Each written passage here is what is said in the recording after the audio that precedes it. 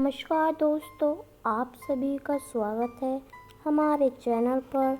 और आज मैं आप सभी के लिए लेकर आई हूँ जेठ मास का 22वां अध्याय। चलिए आरंभ करते हैं।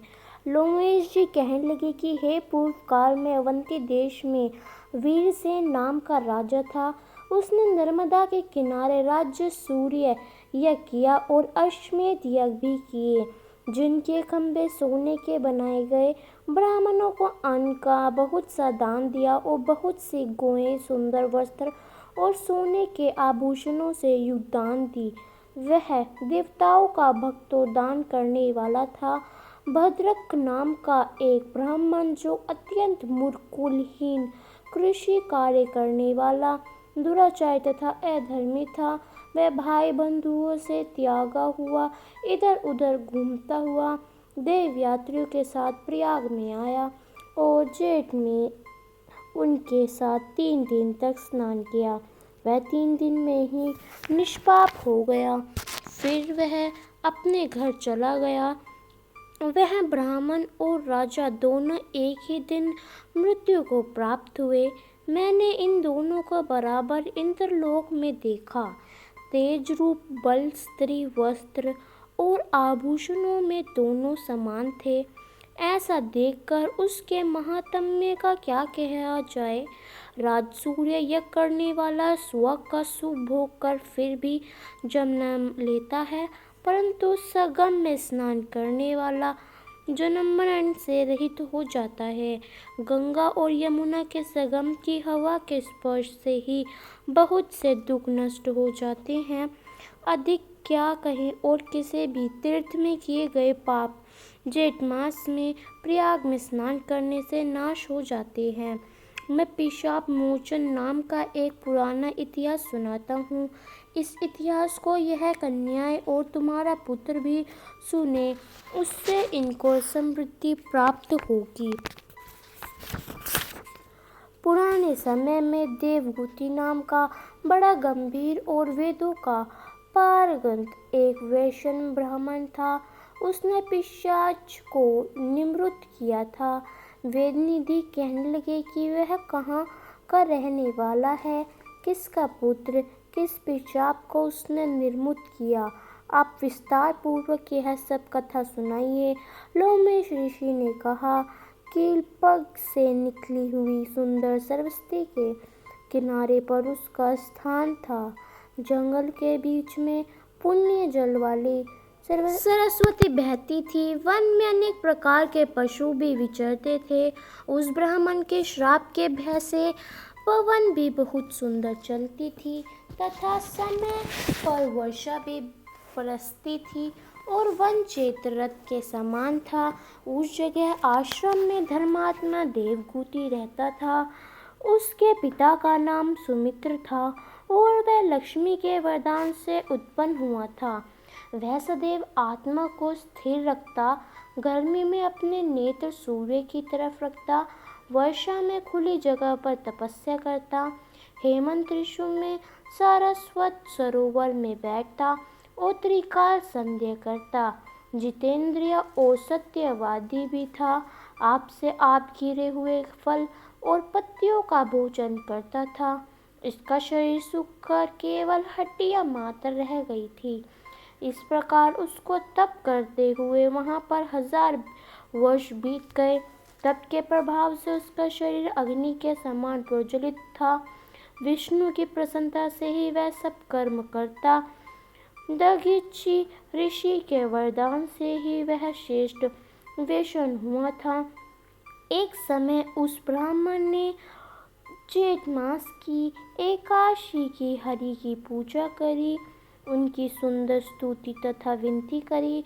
उनकी विनती सुनकर भगवान उसी समय गरुड़ पर चढ़कर उसके पास आए। चतुर्भुज विशाल नेत्र मेघ जैसा स्वरूप भगवान को स्पष्ट देखकर प्रसन्नता के मारे उसकी आंखें में आंसू आए और कृतकृत्य होकर भगवान को प्रणाम किया। उसने अपने शरीर को भी याद न रखा और भगवान के ध्यान में लीन हो गया तथा भगवान ने कहा कि हे देवहूति, मैं जानता हूँ कि तुम मेरे परम भक्त हो और मैं तुमसे अति प्रसन्न हूँ। तुम वर मांगो। इस प्रकार भगवान के वचन सुनकर प्रेम के मारे लड़खड़ाती हुई वाणी में कहने लगा कि हे देव, अपनी माया से शरीर धारण करने वाले आपका दर्शन देवताओं को भी दुर्लभ है। आपका दर्शन भी हो गया है। मुझको और क्या चाहिए? मैं सदैव आपकी भक्ति में लगा रहा हूँ। भगवान उसके वचन सुनकर कहने लगे कि ऐसा ही होगा। तुम्हारे तप में कोई बाधा नहीं पड़ेगी। जो मनुष्य तुम्हारे कहे गए स्तोत्र को पढ़ेगा, उसकी मुझ में अचल भक्ति होगी। उसके धर्म कार्य संगापोंग होंगे और उसकी ज्ञान में परम निष्ठा होगी। तो ये था हमारा जेठ मास का 22वां अध्याय। आपको कैसा लगा हमें कमेंट कर ज़रूर बताएं और अंत तक हमारे साथ बने रहने के लिए आप सभी का बहुत बहुत धन्यवाद। नमस्कार दोस्तों, आप सभी का स्वागत है हमारे चैनल पर। और आज मैं आपके लिए लेकर आई हूँ जेठ मास का 23वां अध्याय। चलिए आरंभ करते हैं। इतना कहकर भगवान अंतर्ध्यानी हो गए और देवगुति भगवान के ध्यान में लीन हो गए। तब देवनिधि कहने लगे कि हे महर्षि, जैसे गंगा जी में स्नान करने से मनुष्य पवित्र हो जाता है, वैसे ही भगवान की इस कथा को सुनकर मैं पवित्र हो गया। कृपा करके उस स्त्रोत को कहिए जिससे उस ब्राह्मण ने भगवान को प्रसन्न किया। लुमीर जी कहते हैं कि उस स्तोत्र की पहले गरुड़ जी ने पढ़ा। उसने मैंने सुना, हे विप्र, यह स्तोत्र अध्यंतम विधा कर सार पापों को नाश करने वाला है। वासुदेव सर्वव्यापी चक्रविचारी सज्जनों के प्रिय जगत के स्वामी श्री कृष्ण को नमस्कार है। जब स्तुति करने वाला जिसकी स्तुति की जय तथा सभी जगत विष्णु में है, तो किसकी स्तुति की जाए? जिस भगवान के विनाश वेद है, फिर कौन सी स्तुति उनकी प्रसन्नता के लिए की जा सकती है? जिसको वेद नहीं जान सकते, न वाणी मन जान सकता है, उसकी स्तुति में अज्ञानी क्या कर सकता है? सारा चर अचर संसार जिसकी माया से चक्र की तरफ घूम रहा है, इसी से हे प्रभु आप चक्रधारी कहलाते हो। ब्रह्मन विष्णु आप ही हो। सारे संसार को उत्पात करने वाले ब्राह्मण को भी आप उत्पन्न करने वाले हो। जब जीव शरीर को धारण करता है, तब उनको ज्ञान उत्पन्न होता है। तुम सब सुखों के दाता और इसमें कोई संदेह नहीं है। आपसे संपूर्ण सुखों के देने वाली बुद्धि उत्पन्न होती है। आप ही 5 कर्मेंद्रिय, पंच महाभूत तथा मन के विविध भाव हो। ब्रह्मा विष्णु रुद्र की कल्पना से आप संसार की कल्पना इस प्रकार करते हो, जैसे पिता पुत्र की।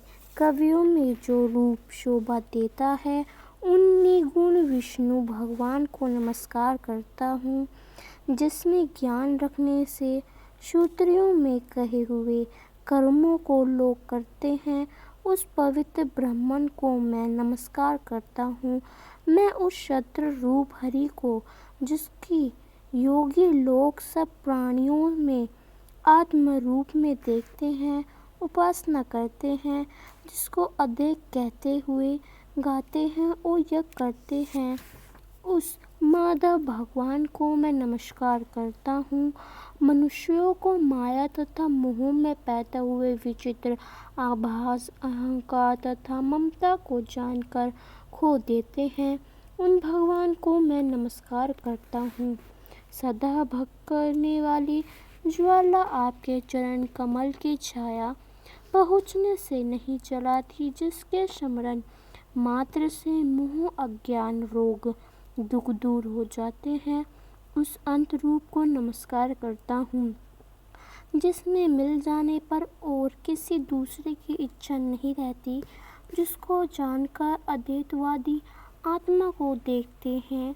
यदि विष्णु शब्द का अर्थ और उसको विषय का ज्ञान एक ही होता हो तो इस सत्य से हे माधव, इस संसार की माया में फंसकर तेरे ही ध्यान में रत रहता। यदि वेदांत दर्शन में भगवान सारे संसार में व्यस्त है तो इसी सत्य से भगवान में भारी निर्धन भक्तों हो, जो बीज नहीं है तो भी बिना बीज के स्वयं।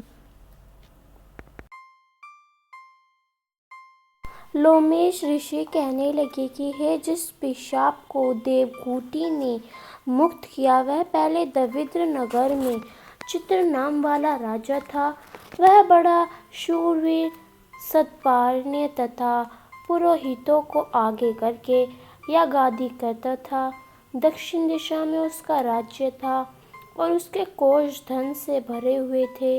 उसके बहुत से हाथी, घोड़े और रथ थे और वह अत्यंत शोभा को प्राप्त होता था।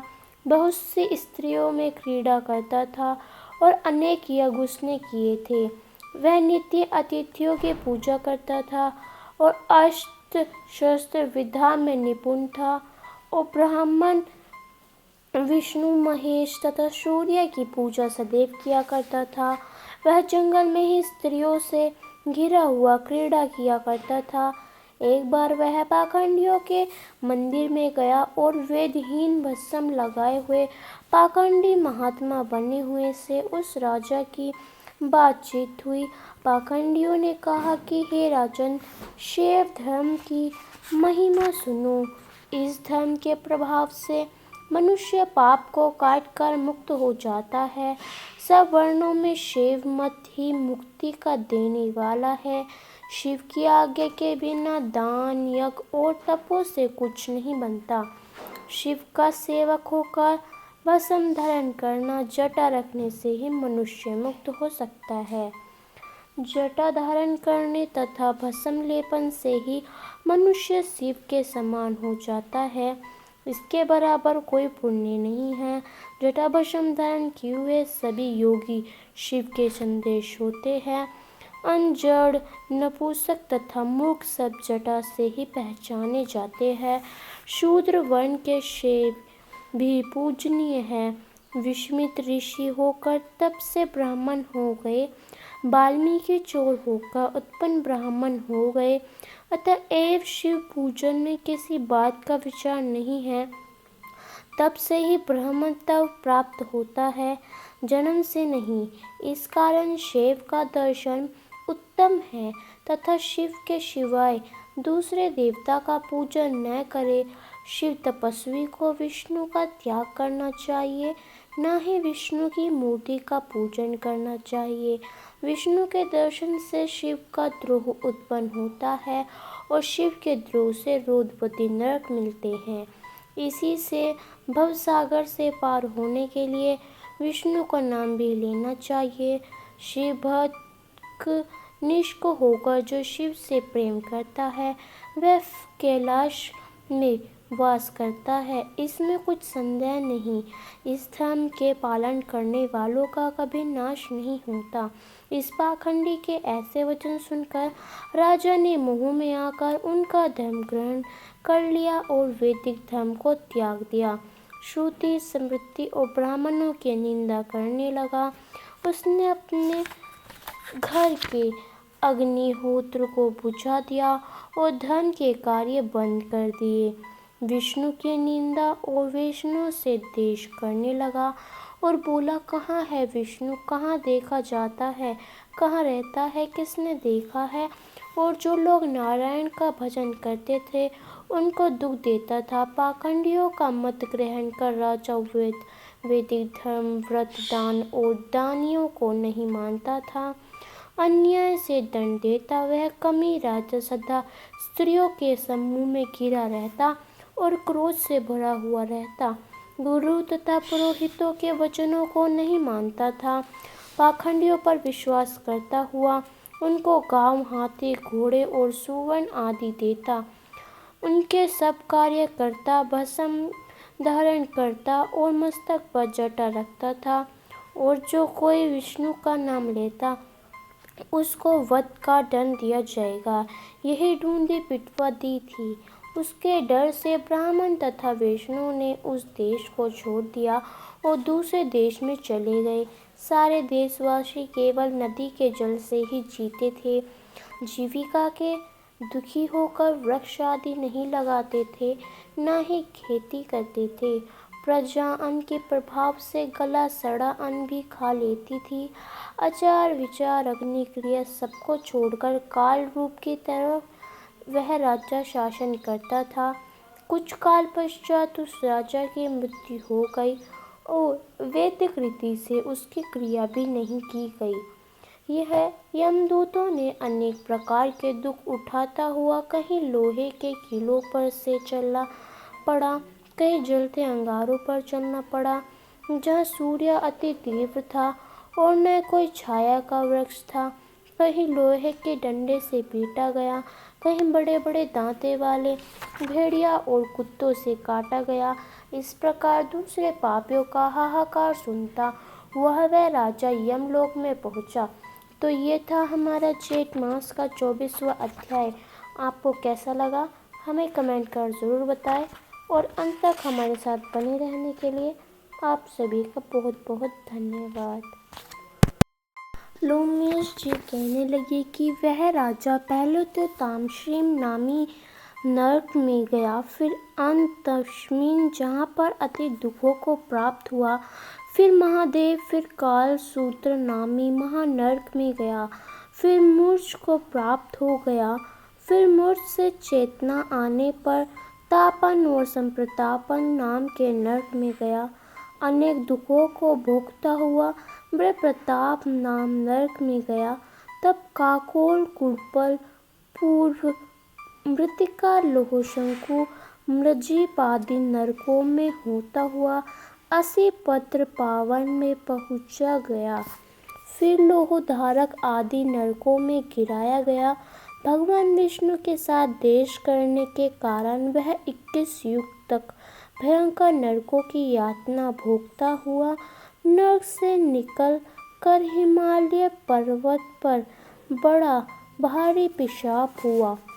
उस वन में भूखा और प्यासा फिरता रहा। उसको मेरु पर्वत पर भी कहीं खाने को नहीं मिला और न पीने को जल। होत व्यथा के कारण वह पिशाच घूमता हुआ एक समय पलुत पस्त्रवन नाम के वन में जा निकला। बहेड़े के वृक्ष के नीचे दुखी होकर हाय मैं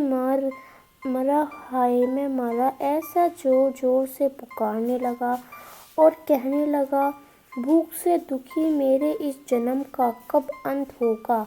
इस पाप रूपी समुद्र में डूबते हुए मुझको कौन सहारा देगा। साथ मैंने लोमेश जी कहने लगे कि इस प्रकार वेद बात करते हुए देवभूति ने उसके दुख भरे वचनों को सुना और वहाँ पर एक पिशाच को देखा जिसकी लाल डरावनी आंखें, दुर्बल जिस शरीर, काले काले ऊपर खड़े हुए बाल, चेहरा विकराल, काला शरीर, लंबी सी जीभ बाहर निकली हुई, लंबे होठ, लंबी जांघें, लंबे लंबे पैर, सूखा चेहरा, घड़े जैसी आंखें वाले पिशाच को देखकर देवभूति ने उससे पूछा कि तुम कौन हो और ऐसी करुणा से क्यों रोते हो। तुम्हारी यह दशा कैसे हुई और तुम्हारा मैं क्या उपकार करूं। मेरे आश्रम पर आ जाने से कोई प्राणी दुखी नहीं रहता और बेशक लोग आनंद ही करते हैं। सो हे भद्र, तुम अपने इस दुख का कारण जल्दी कहो, क्योंकि विद्वान मनोरथ पाने के लिए विलंब नहीं किया करते। ऐसे वचन सुनकर प्रेत रोना बंद करके विनीत भाव से कहने लगा कि हे द्विज, किसी बड़े पुण्य से मुझको आपके दर्शन हुए हैं। बिना पुण्य के साधुओं की संगति नहीं होती। और फिर उसने पहले जन्म का वृत्तांत कहा कि भगवान विष्णु के देश के कारण मेरी यह दशा हुई है। जिस हरि का नाम यदि अंत समय में मनुष्य के मुख से निकल जाए तो मनुष्य विष्णु पद को प्राप्त होता है, जो सबका पालन करता है। उसी से मैंने देश किया है। यह सब मेरे कर्मों का दोष है, जिसकी ब्राह्मण तप द्वारा प्रार्थना करते हैं। ब्राह्मणादि देवता स्नाग्नि आऋषि जिसको मुक्ति के लिए पूजते हैं, जो विधाता और सनातन है, जिसका आदि मध्य और अंत नहीं है। उस भगवान साथ मैंने देश किया। जो कुछ पुण्य किए मैंने पहले जन्म में किए थे। तो ये था हमारा जेठ मास का 25वां अध्याय। आपको कैसा लगा हमें कमेंट कर ज़रूर बताएं और अंत तक हमारे साथ बने रहने के लिए आप सभी का बहुत बहुत धन्यवाद। पिशाच कहने लगा कि हे मुनि, केरल देश का ब्राह्मण किस प्रकार मुक्त हुआ, यह कथा कृपा करके विस्तार पूर्वक कहिए। देवगुति कहने लगा, केरल देश में वासु नाम वाला एक वेद पारंगत ब्राह्मण था। उसके बंधुओं ने उसकी भूमि छीन ली, जिससे वह निर्धन और दुखी होकर अपनी जन्मभूमि त्याग कर देश देश में घूमता किसी व्याधिग्रस्त होकर मृत्यु को प्राप्त हो गया। उसका कोई बांधव न होने के कारण उसकी अवध्या वैदिक क्रिया नहीं हुई और न ही उसकी दाय क्रिया हुई। इस प्रकार क्रिया के लोप होने से निर्जन वन में प्रेत होकर चिरकाल तक फिरता रहा। शीतताप, भूख प्यास के दुख से हाहाकार करता हुआ वह नंगे शरीर रोता फिरता था, परंतु उसको श्रद्धा दान देने से वह अपनी कर्म फल को भोगता था।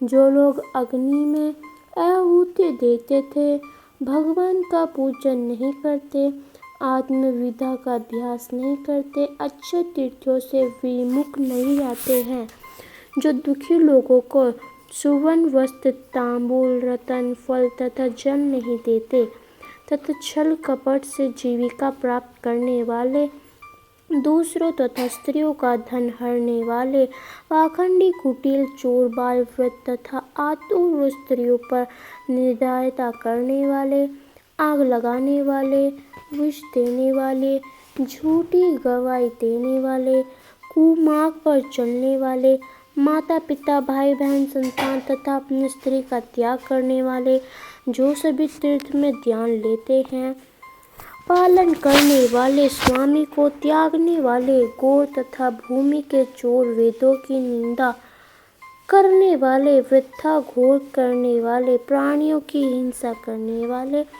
देवता गुरु की निंदा करने वाले, यह सभी बारंबार प्रेत, पिशाच, राक्षस तथा बुरी योनि में जन्म लेते हैं।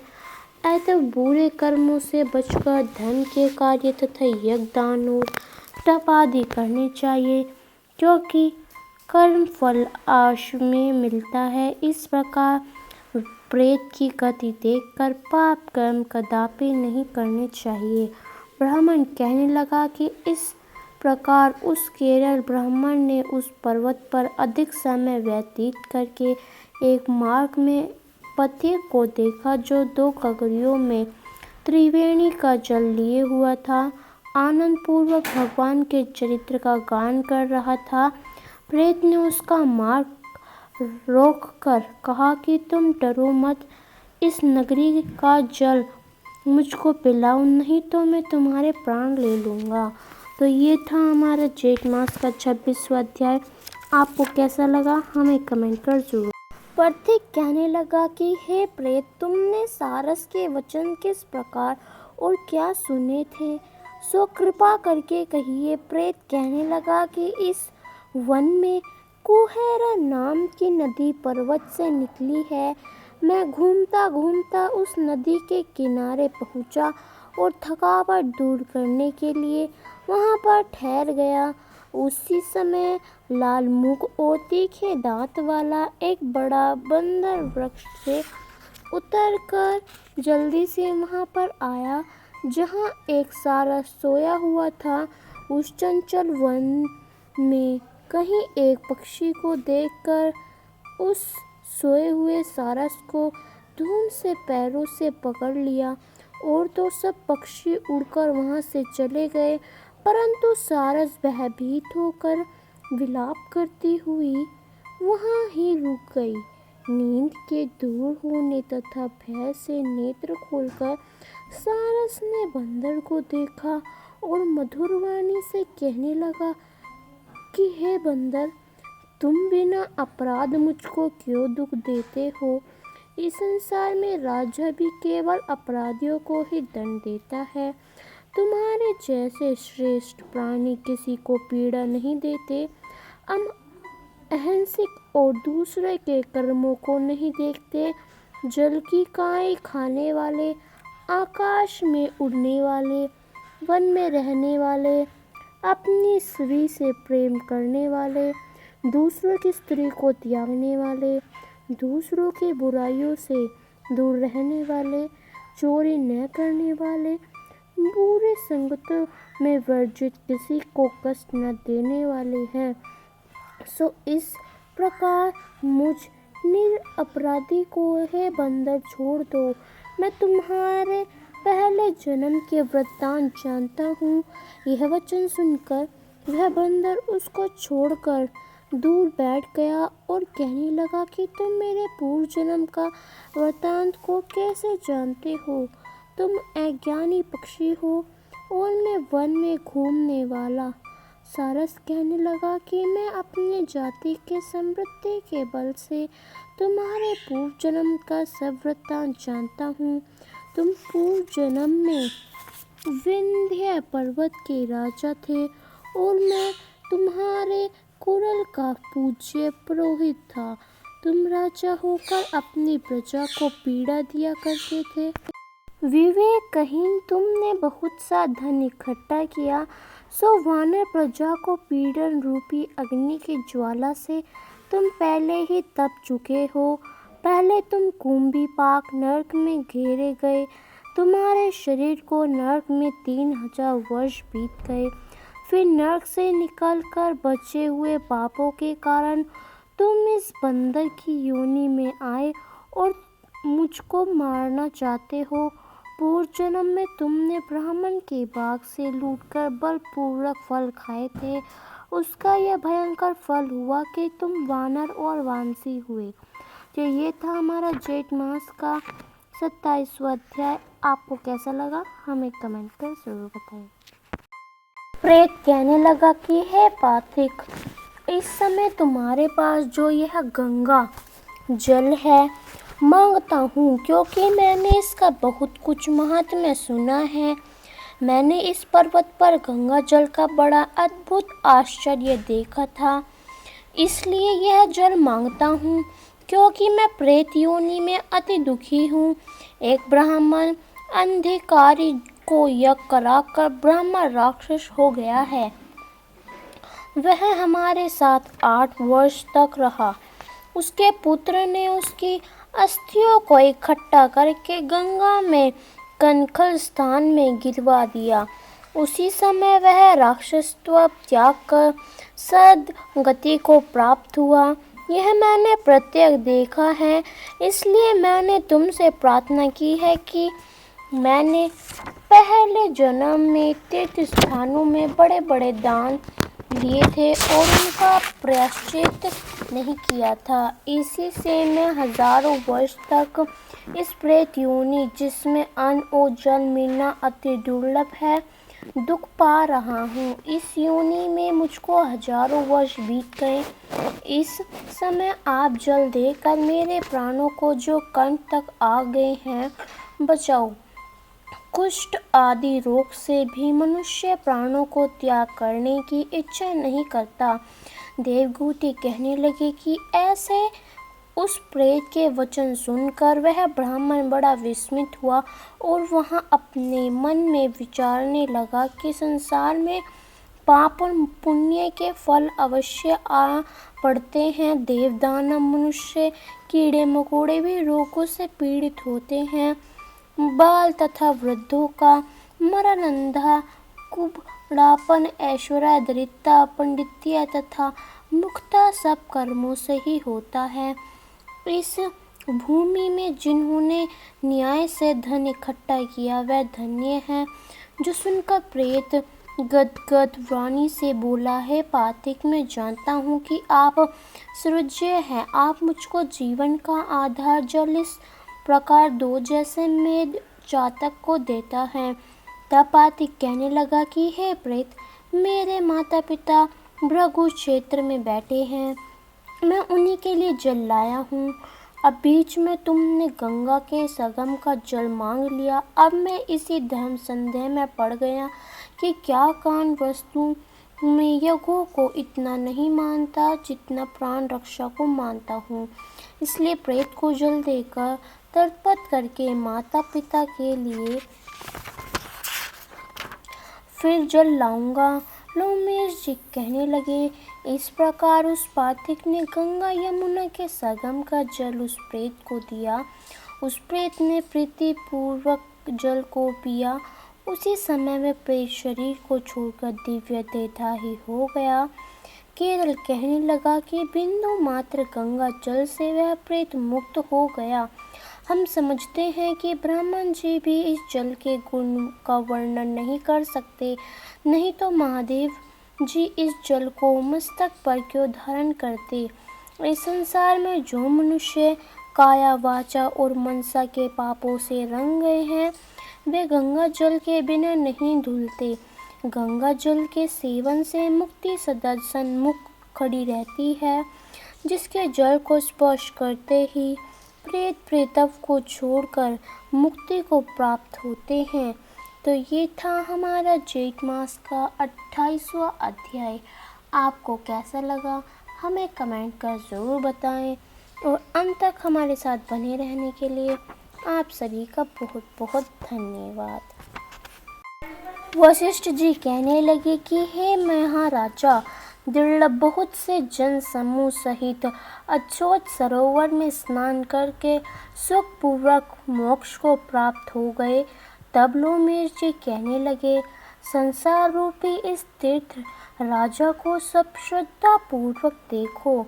यहाँ पर 33 करोड़ देवता आकर आनंद पूर्वक रहते हैं। यह अक्षय वट है जिनकी जड़ें पाताल तक गई हैं और मार्कंडेय जी ऋषि प्रलय के समय जिन भगवान ऋषि अक्षयवट का आश्रय लेते हैं यही शिव जी की प्रिय भगवती भागीरथी है जिसके शीघ्र लोग सेवा करते हैं। यह गंगा स्वर्ग के हेतु पताका है। इसका जल पीकर मनुष्य मुक्त हो जाता है। हे मुनि, सभी प्राणी इस नदी को यमुना से मिली हुई पाते हैं। इसका संगम बड़े पुण्य से प्राप्त होता है। इसके स्नान से जन्म मृत्यु रूपी दावानल से कोई नहीं तपता, परंतु ज्ञान प्रताप करके मुक्त हो जाता है। यहाँ पर स्नान करने से सभी प्राणी बिना ज्ञान के भी मुक्त हो जाते हैं। इसलिए ब्रह्मा जी ने यह यज्ञ करने की इच्छा की थी। इसी संगम में भगवान विष्णु ने स्त्री प्राप्ति की इच्छा से स्नान करके लक्ष्मी जी को प्राप्त किया। यहाँ पर त्रिशूलधारी शिव जी ने त्रिपुर दैत्यों को मारा था और प्राचीन काल में उर्वशी स्वर्ग से गिरी थी तथा स्वर्ग पाने की इच्छा से यहाँ पर ही उसके स्नान करने से नहुष कुल के राजा ययाति ने वसुंधरा पुत्र प्राप्त किया। यहाँ पर इंद्र ने प्राचीन काल में धन की इच्छा से स्नान किया था और माया से कुबेर के सब धन को प्राप्त किया था।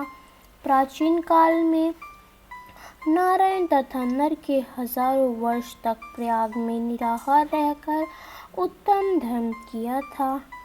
यहाँ पर जैकाश्य सन्यासी ने महादेव जी जैसी शक्तिवाली से विजय पाई थी तथा अनीना आदि योग के अति दुर्लभ ऐश्वर्य प्राप्त किए थे। इसी क्षेत्र में तपस्या करके श्री भारद्वाज सपत ऋषियों ने सम्मिलित हुए, जिन्होंने भी यह स्नान किया, सबको स्व की प्राप्ति हुई। इसलिए हमारे विचार से तुम त्रिवेणी में स्नान करो। इस स्नान से पहले किए हुए तुम्हारे सब पाप नष्ट हो जाएंगे और संपूर्ण विश्वों को प्राप्त हो जाएंगे। ऋषि के इस प्रकार से सत्य वचन सुनकर सभी त्रिवेणी में स्नान करने लग गए और उसी स्नान करने से सभी पिशाचता नष्ट हो गई। श्राप से विमुक्त होकर उन्होंने अपना शरीर धारण कर लिया। वेदनिधि ने अपनी संतान को देखकर प्रसन्नचित्त होकर लोमेश जी को संतुष्ट किया और कहा कि आपके अनुग्रह से ही श्राप से विमुक्त हुए। अब आप इन बालकों के योग्य धर्म कोई कहिए। लोमेश जी ने कहा कि इस युवा कुमार ने वेदों का अध्ययन समाप्त कर लिया है, इसलिए इन कन्याओं के प्रीतिपूर्वक कर कमलों को ग्रहण करें। तो ये था हमारा जेठ मास का 29वां अध्याय। आपको कैसा लगा हमें कमेंट कर जरूर बताएं।